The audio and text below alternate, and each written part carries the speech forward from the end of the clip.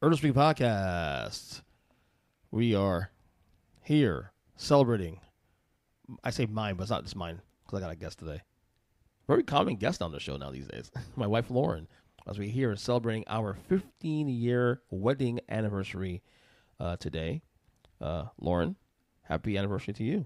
Happy anniversary to you. Yeah. Did you know that 15 years is the crystal anniversary? I did not know that until like literally before I got on the air. Didn't know that. Like, what is? Do you know the meaning of that? Like, do you know like the crystal in 15 years? What is that? I don't know what it represents at all. I just know that there are certain years that you're supposed to. Right.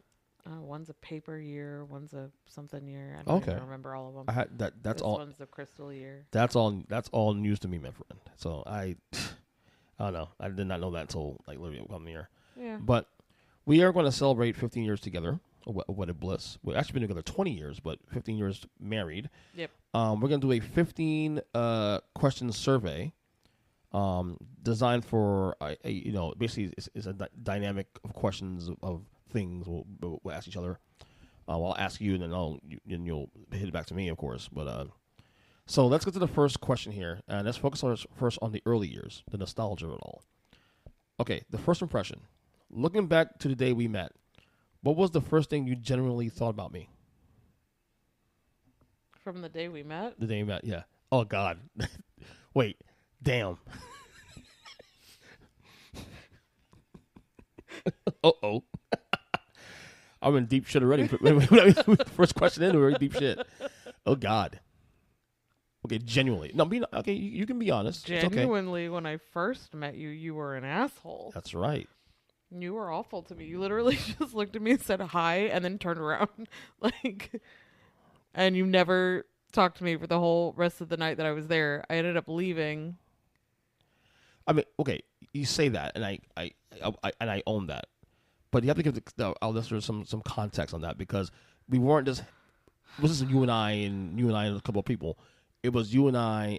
Okay, I was in a band. You were in a band at the time, right? You were doing, it was a show, like a small show. Well, it wasn't a small show. It was actually a rehearsal that we invited people to go to. Right. Right. And we had people there, some of our fans there and some of our friends there. Yes. And you were there, and I think your friend that introduced us together. Yes. happened to be there too also. Well, my friend brought me to meet you. Right. That was the whole reason I was there. How are you still with me? I mean, I got to know you after the fact, because like a week later you messaged me.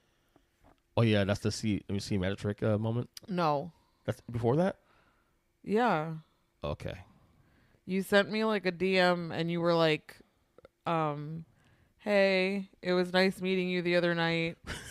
I'm an idiot. I'm such an idiot. Would love to talk to you or something like that, and then it was your phone number. I love when I said I was an asshole, and then I go back, the next response after you. It was literally a week later. I'm like, oh, nice meeting you, by the way. It was a week later. So you do know that I was still courting 2 other women at the time. 3. 3, yes, 3, including you. So 4. No, not me. Not including me, because you weren't courting me at the time. Right. But I was kind of like, I don't know. I'm just like, okay. I don't know what made you message me a week later, because you barely talked. You said nothing but hi, and then you went to like, messing with your amp or whatever, and then not even like you guys started to play, I think I left mid-show. Which gets back to the second part of that. Now, response to you. Now, my first question to you is that you were very shy. You were very shy, and you looked out of place because, number one, I was in a metal band, so this is not really necessarily I was out of place. That was so not my scene. You wasn't in your scene, so, and you were very shy. And I was like, oh, and I did think about it after the fact. You know, when it was like, oh, I didn't talk very much. Oh well, I moved on. And then I thought about it, I was like, oh, I need to get a hold of you at some point the week after, like you said. And then the rest is history, I guess. So I'm such an asshole, dude. I'm such an asshole. How are you still with me is beyond me. I just want to know what happened within that week that it took you to, like, message me. Well, number one, you were cute. You were cute. I thought you were cute. And number two, the other girls I was talking to. See, the other girls I was talking to at the time, I had already been trying to court for months already, so I was already like invested time in that. But most of them I was already like either like or like we were kind of like just friends, and the writing was on the wall on those situations. So which is fine. It was just kind of weird because like all you said to me was hi, and then you turned around. Right. So like you're very shy though. I mean, you didn't even give me a chance because all we said was hi to one another, right. And then you went back to messing with your amp, and I think Amanda brought me up to you brought me to the stage, right? Like to the stage, and I was like, "This is weird," because I'm in this mode of like writing music and this and that. That probably wasn't the most. To be honest with you, I look back at it now. That probably wasn't the most appropriate place to have that meeting. Honestly, if you really think about it, right? I mean, I don't think it mattered much, but. No, I think I left mid-rehearsal. Yeah. So I don't know because you were. I'd be mad at me too. Also, I'd be mad at me also too. I just don't. I want to know like what happened in between the day that I met you and the week that you sent me that DM. Just a hi. The hi was enough. Hi. I was like I was very confused. I was like, this guy barely talked to me, and now he's messaging me like a week later. Because I'm an idiot. Because I'm a fucking idiot, man. What can I tell you? But hey, look, 20 years later, actually, it worked out, right? So yeah. All right. Question number 2. The yes moment. 15 years later, what is the one specific detail about our wedding day that still feels like it happened yesterday? I'll ask you first, and I'll respond to that one.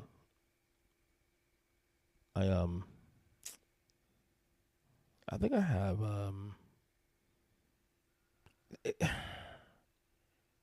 that's weird because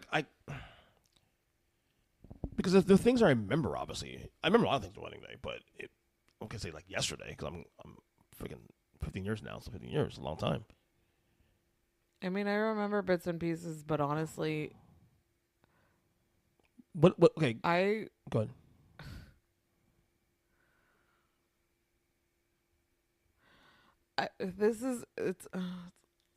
It's an awful thing to say. Okay. But I hated our wedding. I know you did. I actually. And it wasn't like the marriage. Like I liked what we did on the beach when we got married. Like the actual ceremony was just us and that was it. And like, you know, our pastor and the photographer. Yeah. But there was nobody else around. Right. And that was wonderful for me. But the rest of it. Well, rest of it, I didn't. Well, we know why. My dad wasn't be there. And that's all. And that's all that mattered to you. And that was, the literally it was 5 people. We had 100 people at that wedding, and 5 of it was my family. If your dad was there, there's no doubt we would have had everything happen in one spot. But because your dad couldn't be there, we made a decision to do what we did. And everything leading up to the wedding and all of that. And I still stand by that. I still stand by the decision we made to this day. I know it wasn't ideal what we did, but it was our decision, and we stuck by it, and I'm okay with the decision we made. So it is what it is. For me, nothing to me feels like yesterday necessarily, but it's just the older moments. Because like my nephew Caden, for example, he was so small, so young at the time. You know what I mean? He was breakdancing during the wedding. Yeah. Now he's 20 years. Now he's 20 years old now and going to college. You know what I mean? I know. Shout out to Caden, of course. And the moments, of course, you know, my best friends there, you know, representing, and you know, me and you in the cake moment with my uncle was still alive at the time. My grandmother was still alive at the time. So for me, like yesterday, it's more so people who we've now lost since then. I think about Granny. I think about Uncle Errol. You know, people we've lost. Grandpa was there. Yeah. He passed away months later. So Nana was there. Nana was there too. Also, she passed away in recent years. So, I think for me, that's what stands out more. Is that it's not so much well, I guess yesterday for some degree, but it's more so the people we've lost through the years. That's and of course, like your dad couldn't be there. That hurt me especially too, also because he couldn't be part of that. Yeah. So I guess it's a little more somber on my end. All right, number 3. I think it was just the ceremony, though. I think the ceremony stood out the most. I love the ceremony, actually. I honestly, I do it again. I would do it again. The dude bathing in the ocean. Yes. And then there was this whole like prayer group or something that cheered for us. Cheered for us, right? Yep. I actually love the way we got married, honestly, because it actually defines us. The ceremony was that's I think what stood out the most. Yeah. All right. Question number 3: the early struggle. What was the biggest rookie mistake we made as a couple in our first year of marriage? Not traveling. Bingo. And honestly, that's a mistake we made even before we were dating. We were together 5 years before we got married. It really sucks. Really sucks when we think about it, because like we could have done so much. We had a very, I look back. And look, I am happy with the life we have right now. We love our children, love our kids. Oh yeah, wholeheartedly. But I look back, unconditionally. But I look back at our lives for those first 7 years before we became parents, and we had a pretty cool life. Actually, when you really think about it, we lived luxuriously by our standards, right? Well, that was by your standards. Right, true. That's true. That's a good point. That's a good point. But we made a lot of mistakes. Yeah. A lot. And we've learned from them. Mm-hmm. But the one that we've not really learned from and the one that we're trying to like rectify now is traveling. Yep. We did not travel. We didn't outside of Orlando. No, we did travel. We went to California. We didn't travel enough. Yeah. I mean, I'm saying like we should have and could have gotten our passports, and well, you had a passport, but I could have gotten mine. And we could have, gone out of the country and seen all these beautiful places. Yep. And we didn't do that. No, and that is my biggest regret. My biggest regret. I tell people all the time, listen, before you get married, if you have kids, travel, enjoy yourselves, do things, And we're doing that now, I guess. I guess in retrospect, it's cool we're doing it now because like we're actually appreciating it now. Because now when we do it, it means something to us. You know what I mean? So I guess that's a good thing, I guess, right? Yeah. All right, number 4, the time capsule. If we could go back to our 2011 selves, what's one piece of advice would we give that version of us? Travel more. That's easy for me. Travel more, and I would honestly say, enjoy life, enjoy the small things. Don't worry about material shit. Like that's something I think I went through in that time. I was always trying to keep up with people sometimes to some degree. Like when I could have had a very more simple life, live in my means. You know what I'm saying? Us renting out apartments. The fact that we rented a 3-bedroom apartment, we didn't need one. It was just us two. Why the fuck we need a 3-bedroom apartment for? That was stupid. That was dumb. That was me. But you let me do this. I did not let you. Well, let me. You let me decide. I justified it, I guess. It's stupid. It was a dumb decision. We could have saved a lot of money. No, we could have saved a lot of money. I agree. There were a lot of things we did that we should not have done. Right. But anything stands out? Oh, okay. There were a lot. There are certain places that we lived that we didn't need to be at. Yeah, true. That's a good point. Yep. I agree with that. We could have, lived smaller. Yep. And saved money and traveled and done all the things that we should. I think if I went back to my 2011 self, I would have told myself to spend more time with my dad. Yeah, without question. I regret that, especially too. That means more time with your father, and traveling to California more to spend time with your father. Your dad was a very interesting guy and very, very, very intelligent and whatnot. And I wish I had more time with him. Honestly, he was my best friend. That's right. Absolutely. Yep. You spoke to him every day. I did. Every day. All right. Next section here, we got the partnership or growth. They call that. Okay. Number 1, the evolution. In what way have I changed the most since the day we said I do?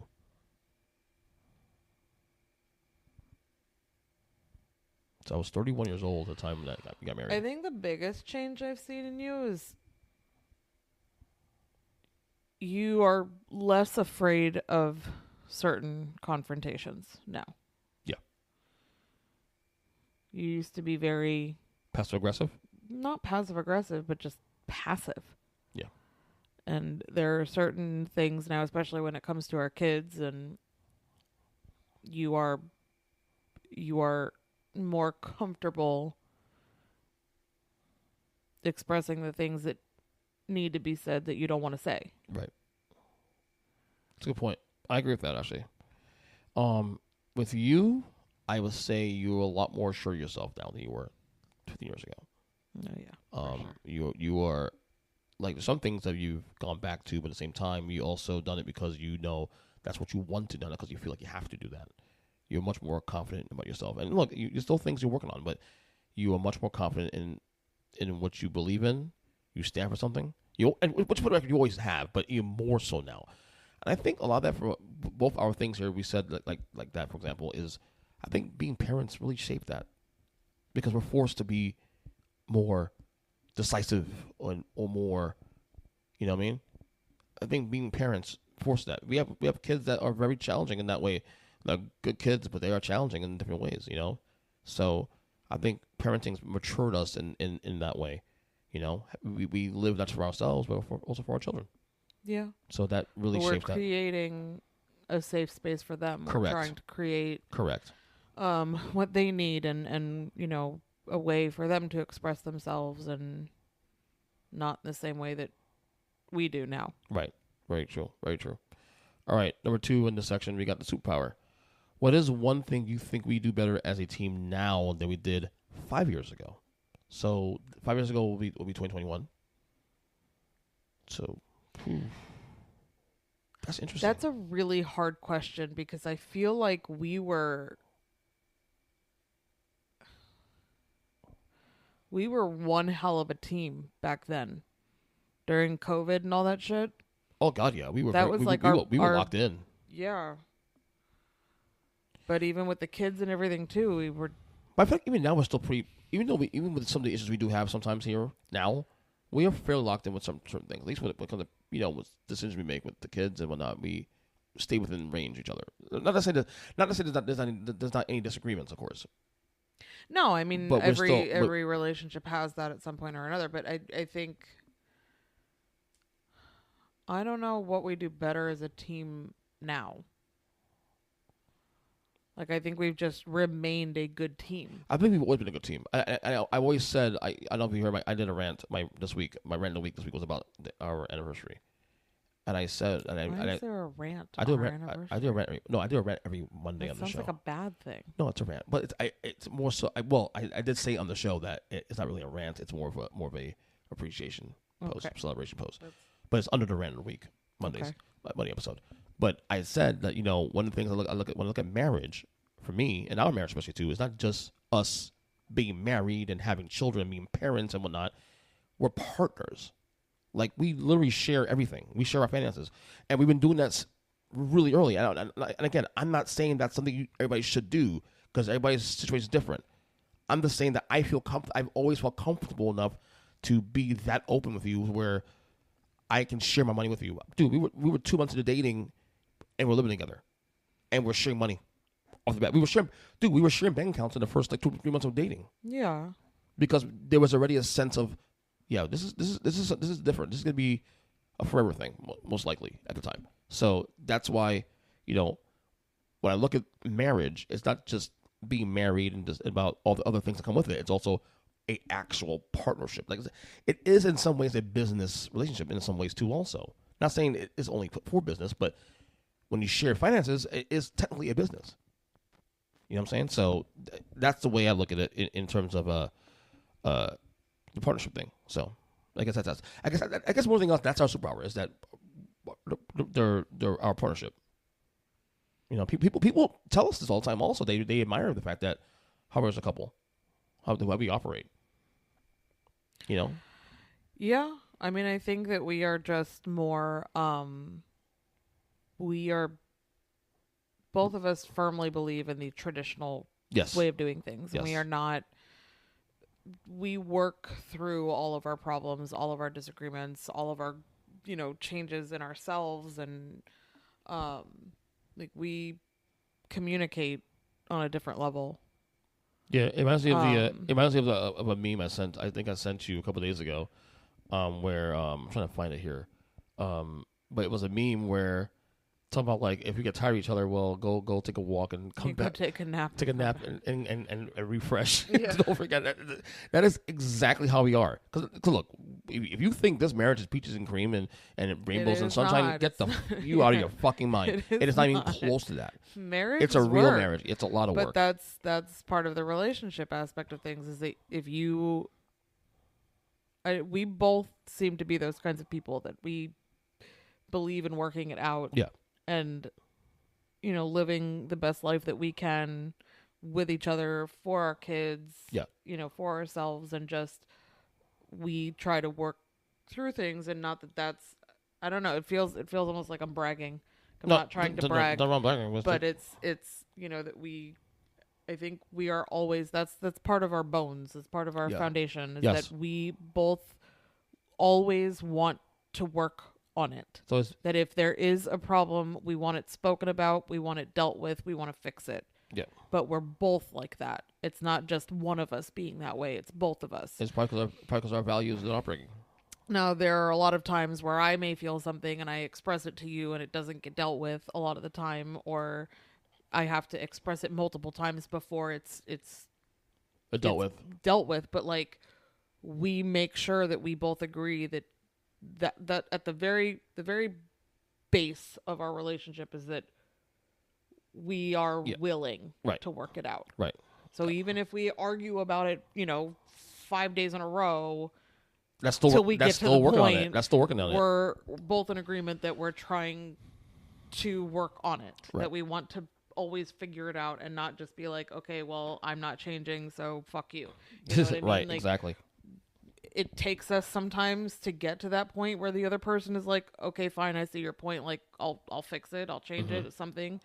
And sometimes it takes a while, but we both, the very base, the very bottom of our relationship, like at the foundation of our relationship, is that we are. I totally agree with you, 100%. Both agree that we want it to work. Yes, I agree with you on that.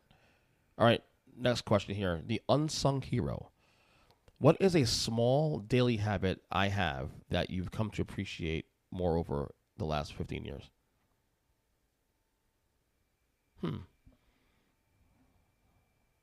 I'll tell you what. Your nagging you do with me, I appreciate it now because it comes from a place of wanting to do better for myself.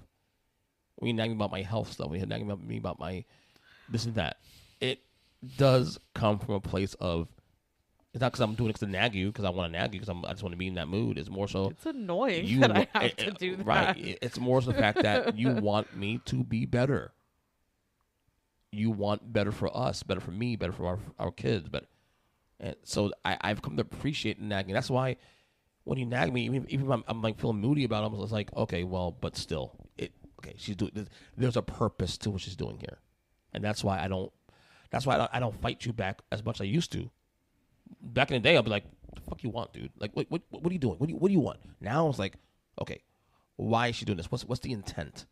And the intent's always noble. So the nagging, I think, they call it the wife nagging. Call it. It's. Well, I appreciate it now. When you're having the health issues that you have, and you are not eating the right way, right? You're right. Taking care of it in the way that you're supposed to. Me coming from a household where I watched somebody not take care of their diabetes and completely mess themselves up, like I do not want that for you. Right. Don't want that for me. What about me?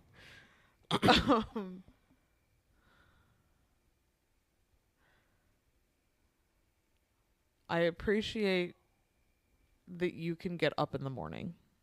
You are a morning person. I'm forced to be a morning person because the kids. I have no choice.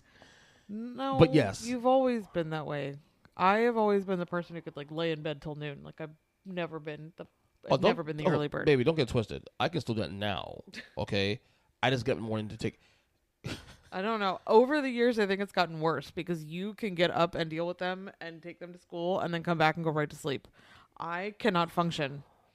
I cannot function at 7 o'clock in the morning. I can't do it. Well, to be fair, you also work where like 2 nights a night. Two days yeah, you but work, even when I'm not, even when I still go to bed late. I go to bed late all the time, but I cannot the funny thing though with you, cannot function at the 7 funny o'clock thing in the morning. about you though is that you can work like 3 in the morning and be up 3 hours later to go to Disney World and not even be fazed by that. I'm still exhausted. But you're not fazed by it. You're like, let's go. You and your type A, let's go. I hate being a type A. You hate it, and yet you do it. I mean, because I have to. Yeah, that's true. Well, I mean, yeah. I don't know. When I go with my friends, I'm never the type A. And yet, I feel like even though I'm awake in the morning early, I'm only awake in the morning because I have to be. If I didn't have to work at 9 in the morning or take the kids to school, do you think I'll be awake at 7 o'clock in the morning? Honestly? Real talk. No.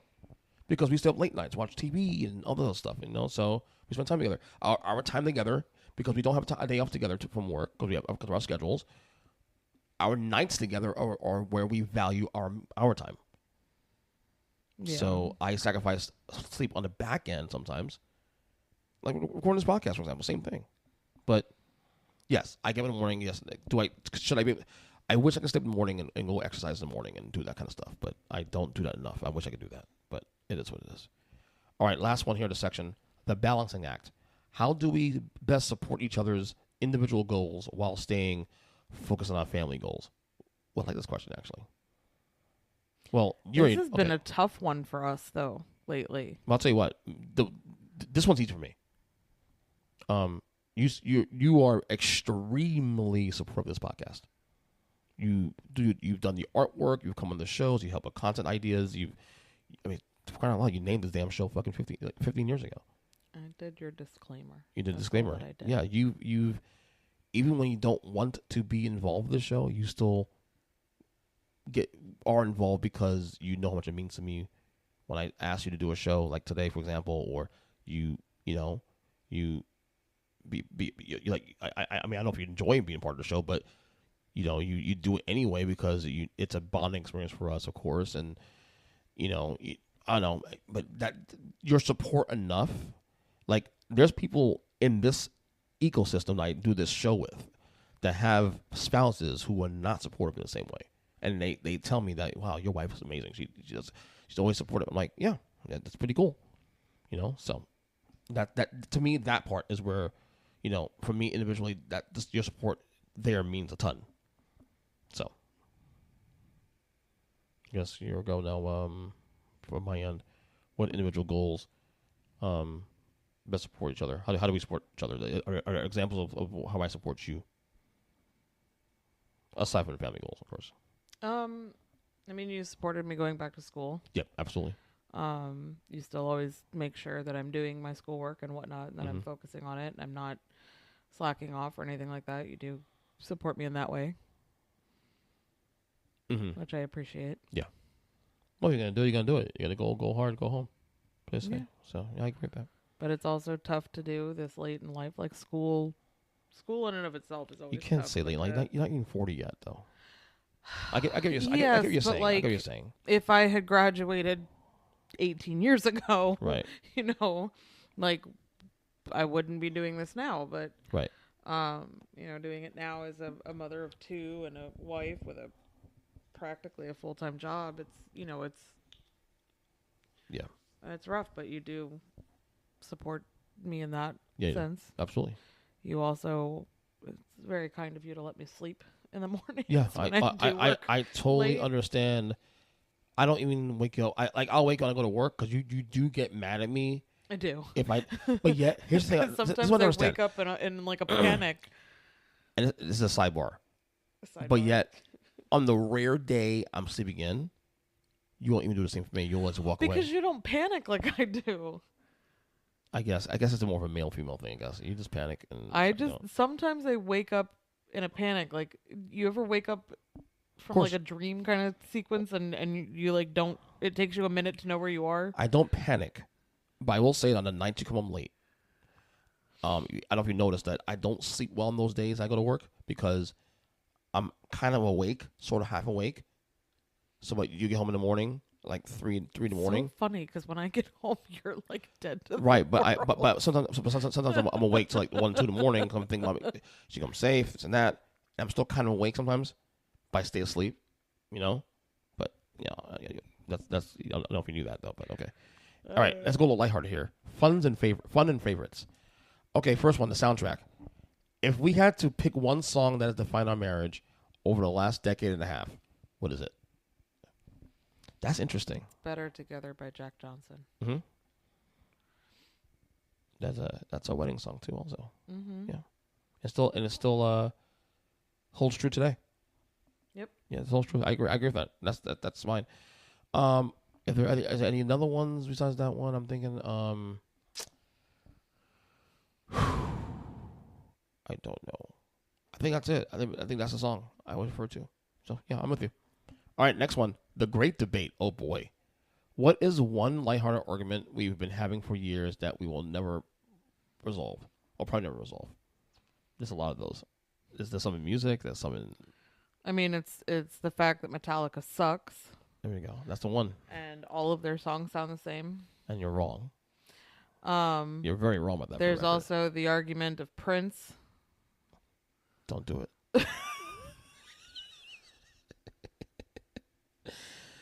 You hurt my heart, man. You hurt my heart here. Two of my favorite music acts of all time. You hurt my heart here, man. Yeah, at least I don't talk shit about Michael though. You know better. You know better. That's family, man. You know that. For me to you, there's some political ones I think we got into recent years. Political ones. We don't have to go into detail on that, but some political ones because again, when we met, I was not to like bring up labels and sides and stuff, but I was definitely much more right leaning than you were. Never been right leaning in my life. Right, I'm saying I was definitely much more. I'm saying I was. I mean, hell, I was a registered Republican when I first met you, and that was. I guess it was an issue, but was it an issue? It was an issue to some degree. Oh, it was a massive issue. I guess it was something that we discussed, through and through. But no, I think the music one is something we definitely. I mean, that one you've definitely come more center, but oh yeah, I come more left actually too. In fact, yeah, you are more left leaning now. Yeah. But there is still... if you want to say that, I hate saying that stuff because not to get the political here, but because a lot of what I believe in I feel like it's common sense. Well, yeah, I mean, I think we agree on that, but what I'm saying is that I think there's a few things that even still with you in a more moderate position of it, right? We still disagree on certain things. Yeah. So there's always been I those things too that will never really resolve themselves. But big picture, I think we're on the same side. Obviously, big picture. Big picture, we're on the same side, sure. Right. All right. Number 3. Except for Metallica. Well, I hate the fact that you went to the concert and you're like, well, I was proven right. I didn't enjoy myself. I didn't enjoy myself. It was boring. Yeah, you just seen him 20 years ago when you were in the 40s and 50s. It still probably would have bored me to tears. I don't know about that, actually, to be honest with you. Ernest. Because I will say this much. Of their 5 shows they've done, stage-wise, this is the worst one of the 5. You saw him in 1997 with me. I mean, the only reason that I had any kind of fun at all at that concert was because of the boys. The kids loved it. They did. They had a wonderful time. They still talk about it all the time to this day. Yeah. So I love taking them to concerts too. That's fun. That is so much fun for us, dude. They enjoy. That is so much fun for us. I love that. All right, last question in this section. The travel log. Out of all the places we've been, which trip best represents us? That's easy. It's New York. That's easy. But I will say California too also. California definitely represents us more. I actually would say California more than New York, honestly. We've gone there more. And we've come close to moving there actually a couple times. You disagree with that? Which trip do you think stands out to you? I think California's the one actually for me.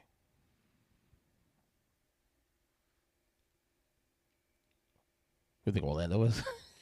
I would like to skip this question. Okay, we'll do that. I think it's Callie, though. All right, let's go to the next section here. The future legacy. They have it here in parentheses. The parenting pivot. How has our approach to raising our sons changed our perspective on our own relationship? Well, I think there's certain things that we know that the kids pick up on. Yeah. Like the way that we treat one another, the way that we speak to one another. Yeah. The kids know, when we're fighting and stuff, and I think they have an understanding of it better than like what we had. Sometimes this just happens. Sometimes there's going to be an argument. Sometimes somebody's overstimulated or, overwhelmed and they just lash out like that. It happens. This is marriage. It's any kind of relationship, especially when there's kids, because they make a lot of noise. You telling me? Shoot. Our kids do, especially. Oh very my God. Loud. Very loud. I love them, but they're very loud. But I think that they understand also that that's like, this is a way that we express ourselves sometimes, is when we're mad. Yeah. And while we probably do not express our anger in the healthiest way, we are not, hurting each other's feelings or hitting one another or, right. We absolutely kind of get loud at that point. So of course they're loud because we're loud. But I think we've also tried to be a little more conscious of how we speak to one another and what we say. And yes, especially that. Just because we know they're picking it up. Yes. And we know that they're watching us and they're, learning from it. And they hate when we fight, especially Logan. They really do. Like, he'll see, if we get, even with a disagreement, he'll like, guys, stop. I know. Yeah, and I hate that. So we've been really good about that. I'll be honest with you. A little bit inside baseball here. Like, when we first became parents, it was very stressful for us. So naturally, we would fight a lot. I would say in the last 5 years, and even longer, we're pretty good about that. We try to keep that stuff away from the kids. File for later. We'll talk about it later. Yep. Kind of thing. I will say on my end, I feel like the perspective is that I feel like because there are moments where, like, sometimes there could be manipulation with the kids and choosing the better parent, or the parent they're closest to at the time, that I feel like I've bonded more with you now in many ways, even when we're fighting, because I know that's important to still show strength to our children, because they can, if they want to get their way on certain issues, try to divide us and manipulate the situation. Yeah. So I know for a fact that you and I have done a good job in staying the course of staying unified in our decisions we make even if I disagree with the decisions we make. Yeah. You know what I mean? Like something to do with something, and like I'm like, but maybe we should let them do it. And he's like, no, we'll stand firm on this one, and I'll support you, even though maybe I feel like people will lean me on this situation. We've done a good job in keeping a better team. It goes back to the whole partnership thing again. Yeah. You know what I'm saying? So that's the perspective I think that's really helped us a lot in terms of like being parents. All right, 3 more questions we got here. The next chapter. What is one bucket list item, big or small, that you want us to tackle before our 20th anniversary? Wow, that's a good question, actually. So traveling's the obvious one. So we already said that. Are there any specifics, though, is the question? That I feel like this is not a traveling question. No, that's what I'm saying. And it doesn't have to. I mean, it could be, but it doesn't have to be. But that's too cheap. I think that's the easy answer. I think. But a bucket list, I think, before our 20th wedding anniversary. So I'll be 51 when it happens. I think. God willing, I'll be here, hopefully. And I think it's just maintaining. Correct. I don't have any items on my to-do list. No, there are so many things we want to do. We want to travel. We want to go to New York multiple times. We want to take the kids out to California. We want to do a couple more things in the States. We also want to go outside of the States. We want to, we want to get our passports and so on and so forth and all this stuff. And yes, I know I don't have a passport. How could I never have a passport? We just never prioritize it. I've never prioritized it. I've had one, but I just haven't used it in years. Well, you've also traveled outside of the States. So it's been years though. I have not ever, and I'm dying to. Is there a place you want to go to really bad? There's a number of places I want to go to. London, Italy, Spain. Spain is definitely on my list. Hawaii is on my list too, also. Although that's less and less now these days, though. I will say. I'm not a beach person. No, I understand that. I just want to go there and see what it looks like. Really? I get it, but it's Hawaii. Hawaii and Florida is a thing. I know it's you think it's the similar, but I don't think it's that similar. It's also a beach is a beach. It's also really expensive too. So. I mean, I'm sure that it's beautiful, no doubt in my mind. I think we just have small bucket list things. I'm with you. Adding to our Broadway shows that we've seen on Broadway. You know what I mean? Little things that we want to do just as a couple. Yeah, I agree with you on that. I don't think there's any one specific item or items, but the maintain thing was a perfect answer because that's the same thing with me. Just continue. I just want to do better as a husband, as a father, every year, and be there and continue our family to grow together, and to be healthy and to do all this stuff and to live a long life, a long healthy life. You know what I'm saying? Yeah. So it's important to be healthy while living. You know what I mean? And I think we're building our tribe. We're building. Oh yeah, we have a little. Our little bubble, and we want to maintain that closeness, not just between you and me, but also as a family with the kids. And our oldest is becoming a teenager, and next week we want to make sure that he knows, that he's loved here and that he's safe to express himself here. And, we are trying to maintain that as well. Mm-hmm. And I think that's what our bucket list is. Yeah. Just maintaining. I agree with that. Continuing to grow and continuing to, to focus on the little things that tell us that we're doing the right thing, that we're making the right moves, that even when we have our shitty moments of, being angry at one another or angry at the kids or whatever it is, that we are still raising good human beings and maintaining a relationship that we want to last. Yeah, I 100% agree with you. That's the best answer you're going to have, because I don't have any, again, I don't have one specific thing that I'm looking forward to doing. Obviously, going to a stadium here, WrestleMania here, or, whatever. That falls in traveling. It's maintaining. I agree with you 100%. All right, 2 more to go. The secret sauce. What do you think is the ingredient that has kept us strong for 15 years? I know my answer already. No matter how much you piss me off, no matter how much you make me mad, no matter how much you frustrate me when it comes to money sometimes or whatever it may be, I love the fuck out of you. I can't. Wait, what? I just love the fuck out of you, man. I love you. I just love you, and I love you too. And I love you more now than I did even 20 years ago. I think loyalty is a big deal for me when it comes to friendships, when it comes to family, when it comes to anything. And you are by far the most loyal person I've ever met in my life. By far. It's not even close.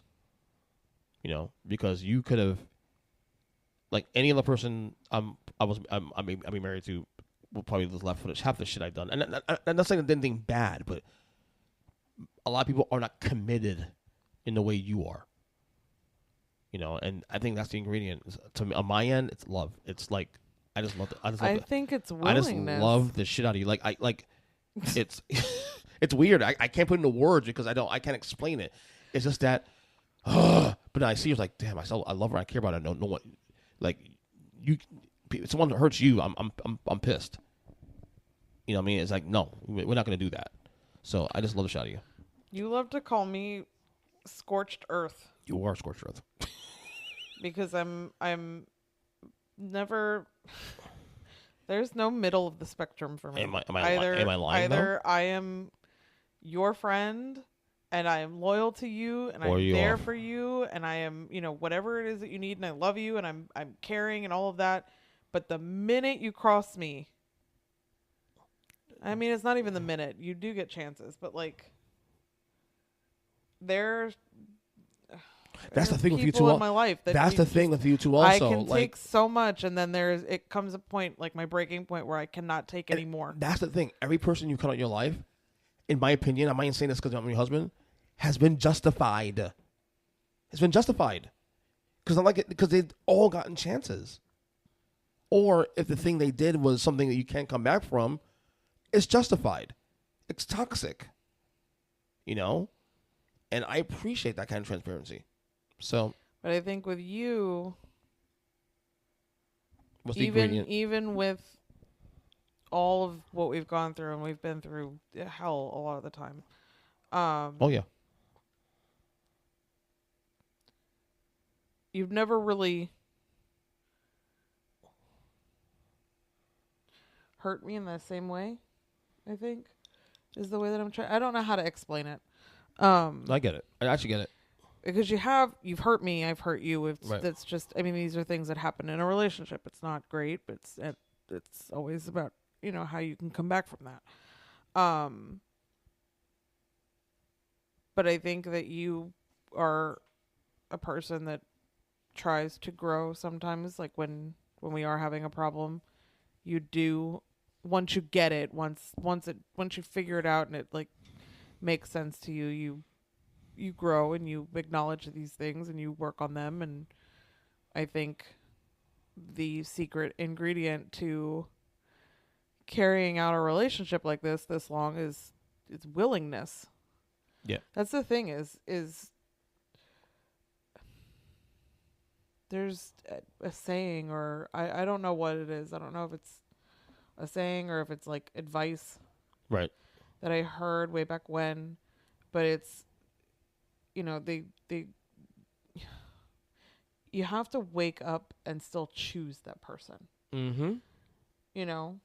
So even on the days that you're mad at them, even on the days that you feel like you don't love them, even when you're in a rut, you still have to choose that person. Yeah, marriage is not just some fairy tale we see 2 hours on TV on movies. It's work. Yeah. And I think it comes down to our willingness to choose each other even when we don't want to. Yeah. It's called love sacrifice, if you will. I agree with that. All right, finally, last question of this podcast. The tribute. What is the one thing you are most proud of that we have built together? I think our family. Yes. That's definitely up there. Definitely family. That's the easy answer, though. I love the fact that, and I say 20 years later, because to be honest, we've operated like a married couple from the word go, pretty much. That how transparent we are. And this is gonna be a little bit of a brag, but I don't give a fuck. People say like, well, marriage don't work because we're not communicating, or it's not working because we're not communicating. Communication has been the least of our problems in this marriage. I would argue, over communicate sometimes because we are very transparent, and we've always been that way from day one, which is something that I've, the girls the day before then, I've always been something missing there. There's not enough communication. Whereas with you, that is not an issue whatsoever. If if something's on your mind, you're gonna tell me, and vice versa. And that's what it is. And whether or not it hurts the person what it says or not, that doesn't matter. At least I know. You know what I'm saying? What is it? My My friends brought me back a pin. Yeah. From their most recent trip. Mm-hmm. And it says, what does it say? It says I may be sweet, but I don't sugarcoat anything. Nope, you don't sugarcoat shit. And that's how I am. I am a kind person. Not to brag, but that's the funny thing. You are very kind. That's the funny thing. You are very, very nice. But I don't sugarcoat shit. I'll tell you like it is. Everybody's like, your wife is so nice. She's so sweet. You know, I'm like, yeah, that's good. I know. You should be home with her. But of course, I'm the husband. I'm not supposed to.